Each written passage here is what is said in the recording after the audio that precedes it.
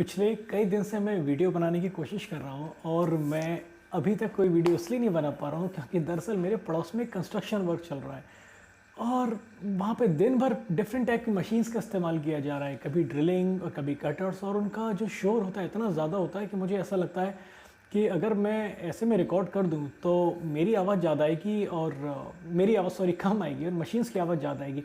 आप अभी भी देख सकते हैं कि अभी मैं रिकॉर्ड कर रहा हूँ और पता नहीं कब वहाँ से हैमर की एक आवाज़ आ जाएगी, कभी एक ड्रिलिंग की आवाज़ आ जाएगी।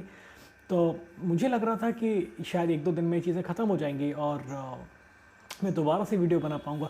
लेकिन अब प्रॉब्लम ये हो रही है कि ये तकरीबन 10 दिन से ज़्यादा हो चुके हैं और वहाँ काम ख़त्म नहीं हो रहा। मुझे नहीं मालूम, शायद ये दिवाली का फेस्ट है तो उनके घर में क्या चल रहा है जो लगा ही हुआ है और मुझे काफ़ी डिस्टर्ब हो रहा है। चूँकि मैंने लास्ट वीडियो में भी मैंने आपसे कहा था कि मेरे पास अभी लाइट्स नहीं है तो मैं वीडियो रात में नहीं बना सकता, तो मैं अभी भी धूप की रोशनी पर ही डिपेंड हूँ। तो जो सनलाइट है मैं उसी में वीडियो बनाता हूँ अभी। और अभी काफ़ी मुश्किल है कि देखिए मैं इतनी देर से बोल रहा हूँ, अभी तो एक भी हैमर की आवाज़ नहीं आई। ये मैं लकी हूँ, लेकिन कब आ जाएगी मुझे इसका भी भरोसा नहीं है। तो मैं किसी ख़ास विषय पर मुद्दे या किसी ख़ास विषय पर, ये देखिए हैमर शुरू हो गया। मैं किसी ख़ास विषय पे बात नहीं करना चाहता। मैं समसामयिक जो चर्चाएं होती हैं मैं उस पर कभी वीडियो बनाना चाहता हूं, क्योंकि मुझे लगता है कि कभी कभी मैं सिर्फ सोचता ज़्यादा हूं और मुझे ऐसा लगता है कि क्या मैं ज़्यादा सोच रहा हूं या फिर ये एक सामान्य से विचार है जो हर किसी के मन में आते होंगे। तो मुझे लग रहा था मैं इन चीज़ों पर चर्चा करूँ और इसी से जुड़े हुए वीडियो बनाऊँ। तो कमेंट बॉक्स में जब आप मुझे कोई रिस्पॉन्स लिख के भेजेंगे तो मुझे समझ में आएगा कि मैं सही दिशा में सोच रहा हूँ या गलत दिशा में सोच रहा हूँ। क्योंकि मैं आए दिन अपने देश में और अपने समाज में कुछ ऐसी घटनाओं को होता हुआ देख रहा हूँ जो कई बार नागवार से गुजरती हैं। ऐसा लगता नहीं है कि ये इतनी सामान्य घटना है जिसको हम ये कह के इग्नोर कर सकें, हाँ ये तो चलता रहता है। और दूसरा, मैं देश में चल रहे इस तरह के माहौल को लेकर सबसे ज़्यादा परेशान हूँ जब मुझे ऐसा लगता है कि हमारे देश के मैक्सिमम लोग एक भ्रम में जीना चाहते हैं और एक होता है ना कि हमारा देश सबसे महान है, सबसे अच्छा। हम ये कबूल नहीं करना चाहते कभी भी कि हम असल में एक पतन की ओर जा रहे हैं धीरे धीरे, और हम कहना ये चाहते हैं कि हमारा देश बहुत तरक्की कर रहा है। और कभी कभी ऐसा लगता है कि कई लोग ऐसे हैं जो इस चीज़ को समझते हैं और ये मान लीजिए वो लोग कहने से बचते हैं। उन्हें मालूम है कि हमारी स्थिति क्या हो रही है। और अगर आप इस दुनिया में देखेंगे तो मैक्सिमम वो लोग जो आर्थिक तौर पे बहुत ज़्यादा संपन्न हैं वो कभी भी इस देश के हालातों पे चर्चा करते हुए आप नहीं पाएंगे। उदाहरण के तौर पे आप कभी मुकेश अंबानी या बड़े बड़े जो देश के रईस हैं वो बहुत कम देश पे चर्चा करते हैं, या वो राजनीति पे होने वाली जो भी गतिविधियाँ हैं और उससे होने वाले पे जो सामाजिक प्रभाव है उन पर भी वो बहुत कम बोलते हैं। वो बचते हैं इन सब चीज़ों से बोलने के लिए, क्योंकि मैं लगातार कोई चीज़ें ऑब्जर्व कर रहा हूँ। हो सकता है आपकी नज़रों में बहुत छोटी हो, लेकिन मुझे वो अब ठीक नहीं लग रही है। जैसे कि अगर मैं देखूँ तो रिसेंटली अभी एक और न्यूज़ आई कि जो रिज़र्व बैंक है उसने एक नया नियम लागू कर दिया है कि बहुत जल्दी ये आ जाएगा कि अगर आप अपने एटीएम से 5000 से ज़्यादा का ट्रांजैक्शन करते हैं तो हर ट्रांजैक्शन आपको 24 रुपीज़ देना पड़ेगा। अभी क्यों देना पड़ेगा भाई? हम अपना पैसा निकाल रहे हैं, उसके लिए आप हमसे चार्ज लेंगे। तो आपके लिए ये खबर बहुत छोटी हो सकती है, मेरे लिए ये खबर छोटी नहीं है, क्योंकि मैं यहाँ पे 24 रुपीज़ जैसा अमाउंट नहीं देख रहा हूँ। मैं यहाँ पे कुछ और देख रहा हूँ। मैं यहाँ महसूस करता हूँ कि धीरे धीरे आप में नकेल कसी जा रही है। मतलब इतनी नकेल कसी जा रही है कि अब आप ये नहीं कर सकते, अब आप वो नहीं कर सकते, अब आप ये, मतलब हर दिन कोई ना कोई एक नया फरमान लागू हो जाता है कि अब आप ये नहीं कर सकते। तो और मुझे हैरानी होती है जब मैं लोगों से इस बात पे चर्चा करता हूँ। लोग बड़े प्राउड होकर, मतलब बड़े शान से कहते हैं कि तो अच्छी बात है ना यार, ऐसा नहीं होना चाहिए। मतलब क्या हमारी सोच का स्तर इतना गिर गया कि हम इस बात से खुश हो रहे हैं कि हमारे पैरों में बेड़ियाँ डाली जा रही हैं? और ये अच्छी बात है यार, अच्छी बात है ना, देखो बेड़ियाँ डल रही हैं, अच्छा है, बहुत अच्छा है, हमारे पैरों में बेड़ियाँ ही होनी चाहिए। तो मुझे ये सुनाई देता है लोग कैसे इतनी आसानी से इस चीज़ को कबूल करते चले जा रहे हैं। अभी आपने सुना होगा कि हंगर इंडेक्स में, वर्ल्ड हंगर इंडेक्स में हम अब पाकिस्तान और बांग्लादेश से पिछड़ चुके हैं। मतलब आपकी स्थिति इतनी बुरी होती चली जा रही है कि आप हंगर इंडेक्स में पाकिस्तान से पिछड़ गए। आप पाकिस्तान को गालियां देते रहते हैं, आप देखिए आपकी हालत उससे पिछड़ गई है। जीडीपी पर कैपिटा में आप बांग्लादेश से पिछड़ चुके हैं। क्या हालत हो रही है। और मैं एक खोखले जो एडवर्टाइजमेंट आते हैं, जिन एडवर्टाइजमेंट में पता नहीं कहाँ कौन सी दुनिया दिखाई जाती है कि हमारा देश तरक्की कर रहा है, हमारा किसान हंसता हुआ प्रतीत हो रहा है कि बड़ा खुश है मिजाज है, सब्जी का ठेला चलाने वाला भी बड़ा खुश मिजाजी से सब्जियां बेच रहा है। ये मुझे मुझे टीवी एडवर्टाइजमेंट के अलावा मुझे सरफेस पे नहीं दिखती ये चीज़ें। तो मुझे लगता है कि ये हमारा देश क्या अब ये भी मार्केटिंग से चल रहा है या हकीकत में कुछ अच्छा हो रहा है। क्योंकि मैंने एक चीज़ ऑब्ज़र्व और करी है ख़ास तौर पे कि वो लोग जो सत्ता की कह लो या सरकारी नौकरियों में हैं और जिनका एक माइंडसेट होता है ना कि यार हम पे तो असर पड़ना नहीं है, क्यों? क्योंकि गवर्नमेंट जॉब है। वो काम करने के लिहाज से तो सबसे ज़्यादा मैं मानता हूँ कि मुझे कहने में गुरेज नहीं है कि सरकारी लोगों को मैं सबसे ज़्यादा निकम्मा ही मानना है कि मेरे अंदर अब काफ़ी ऑब्जर्व करने के बाद मैं बता रहा हूँ वो निकम्मे काफ़ी हद तक होते हैं। अब हालांकि वो ये सुनना नहीं चाहते, ठीक है, और वो अपने से ऊपर को दोष देंगे, कोई अपने से नीचे को दोष देगा, ये सब चीज़ें जो हमारा क्रम चलता रहता है।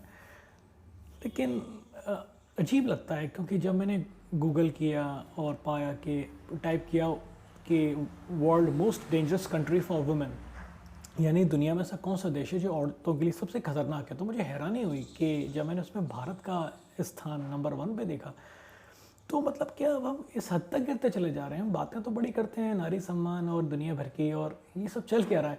या फिर आप ये एक तरह से ये कह दीजिए कि ये सब झूठे हैं, ये सारे आंकड़े झूठे हैं।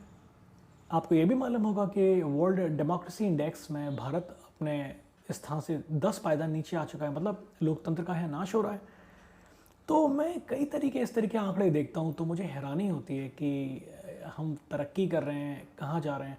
और असल में इन सब चीज़ों पे मैं बहुत सी चीज़ें हैं जो मैं बोलना चाहता हूँ, लेकिन कभी कभी मुझे लगता है कि कुछ बातें ऐसी हैं जो लोग सुनना नहीं चाहते हैं, क्योंकि हमें थोड़ा सा अच्छा लगता है एक इस गफलत में जीना।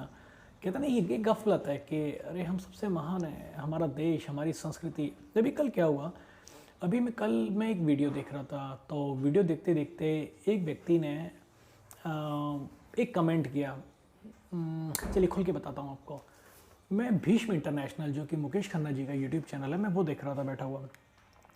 तो यूट्यूब पे जब उन्होंने कहा कि जो आज भी सभी बच्चे ये मानते हैं कि भारत का जो सबसे बड़ा सुपर हीरो है वो शक्तिमान है, तो एक व्यक्ति ने कमेंट किया और उसमें लिखा कि सर जी जो शक्तिमान है वो सुपरमैन की कॉपी है। अब आप इस चीज़ को समझिएगा मैं क्या बोलने वाला हूँ। एक व्यक्ति ने वीडियो बनाया और लिखा कि हमारे देश का जो सुपर हीरो है वो शक्तिमान है। दूसरे व्यक्ति ने कमेंट किया और उसने लिखा कि शक्तिमान जो है वो सुपरमैन की कॉपी है।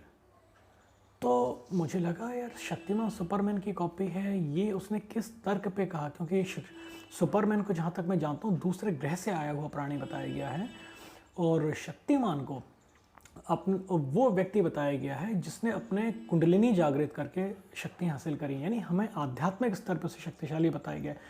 तो आध्यात्मिक स्तर पर शक्तिशाली होना, मैंने इस चीज़ को कनेक्ट किया कि ये हमारे अंदर कहाँ से आया। तो मैंने उनके जवाब में एक चीज़ लिखी कि देखिए अगर आपको लगता है कि जो शक्तिमान सुपरमैन की कॉपी है, तो जो सुपरमैन है वो हमारे पुराणों में जिनका जिक्र, जिन्हें हम हनुमान जी कहते हैं भगवान, वो उनकी कॉपी है। जो विचार एक सुपरमैन का विचार कहाँ से आया, सुपरमैन का विचार एक हनुमान जी के ही किरदार से आया है कि वो उड़ते हुए चले गए, संजीवनी पर्वत उठा के ले आए। अगर हम देखते हैं कि एक सीन आप कई बार देखते होंगे सुपरमैन का, कि सुपरमैन एक बहुत बड़ा विमान को अपने हाथों से उठाया हुआ या किसी एक सैटेलाइट को स्पेस में जाके छोड़ रहा है, इस तरीके के कई सीन। तो ये क्या है, इसके जो रूट जो थॉट है, वो विचार कहाँ से आया? ये वहीं से आया कि इतने छोटे से हनुमान जी इतना पूरा पहाड़ उठा के ले जा रहे हैं सिर्फ संजीवनी बूटी के लिए। तो मैंने ये चीज़ लिखी, तो आप यकीन नहीं मानेंगे, इस पर भी मुझे ट्रोलिंग टाइप की शुरू हो गई। हालांकि ट्रोलिंग तो वर्ड मैं नहीं कहूँगा, क्योंकि मैं अभी ऐसा तो नहीं हूँ कि मुझे सैकड़ों लोग कुछ कहने लगे। हालांकि 4-5 मुझे रिस्पॉन्स आए, लेकिन 4-5 रिस्पॉन्स मुझे ये कह के आने लगे कि अरे भगवान को इनसे क्यों कंपेयर कर रहे हो, वो कॉमिक कैरेक्टर हैं और ये भगवान है। तो मुझे ये हैरानी हुई कि वो इंसान ये भी नहीं समझ पा रहा कि मैं किस चीज़ के जवाब में क्या रिप्लाई कर रहा हूँ। वो बात कर रहा था कि कौन किसकी कॉपी है, यानी क्या हुआ कि किसकी प्रेरणा किसे कहाँ से मिली, ये बात हुई ना। हम ये तो बात नहीं करें कि आध्यात्मिक कैरेक्टर कौन है या कॉमिक कैरेक्टर कौन है, हम बात कर रहे हैं किस किरदार को कहाँ से प्रेरणा मिली। उसने कहा कि सुपरमैन से प्रेरणा मिली शक्तिमान को, तो मैंने इसी के जवाब में कहा तो फिर शक्तिमान, अगर आप कह रहे हैं तो फिर जो सुपरमैन की जो प्रेरणा थी वो मिली हनुमान जी से। तो वो पता नहीं धार्मिक बातों पे लड़ने आ गए और मैंने सोचा कि हटाओ, डिलीट करो इस कमेंट को। तो मैंने तुरंत अपने कमेंट को डिलीट किया क्योंकि मैं इस आर्गुमेंट से बचना चाहता था। अब इस घटना ने मुझे क्या सिखाया?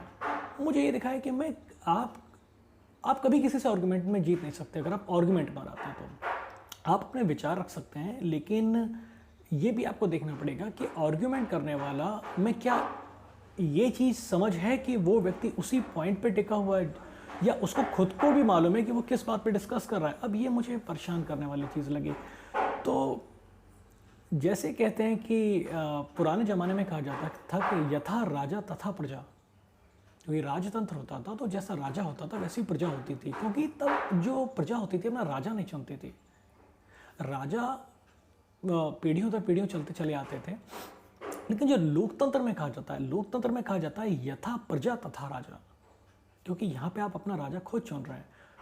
और उसके बाद जब आप सरकार को या किसी को भी गालियाँ देते हैं या कहते हैं सरकार ने सब कुछ बर्बाद कर दिया, ये कर दिया, तो आप ये मानिए ये आप ही के विचारों का परावर्तन मात्र है। ये सिर्फ परावर्तन है जो आपको दिख रहा है, क्योंकि आप हैं ही ऐसे, आप खुद ही ऐसे हैं, इसलिए आप ऐसे ही लोगों को चुन रहे हैं।